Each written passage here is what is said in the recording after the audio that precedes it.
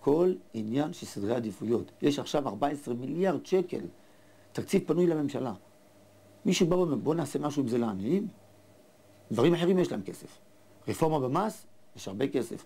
9 מיליארד שקלים הוציאו מהשכבות החלשות, מהפה של החד-הוריות, של הקשישים, של הנכים, של הילדים הרעבים, והעבירו את זה לבעלי המשכורות הגבוהות. 9 מיליארד שקל עבר לעשירונים הגבוהים, 7 עד 10. ואחר כך אמרו שהורידו את המע"מ. עוד מיליארד שקל. מה הורידו את המע"מ? מישהו ראה שמחירי החלב והלחם ירדו? להפך עלו. מי נהנה מהמע"מ? שוב העשירונים הגבוהים.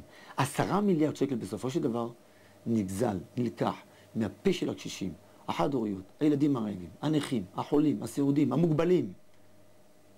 נלקח מהם לעשירונים הגבוהים. בושה וחרפה. אין כזה דבר בשום מדינה בעולם. לצערנו הרב, דווקא פה במדינת היהודים. אנחנו את זה נחזיר.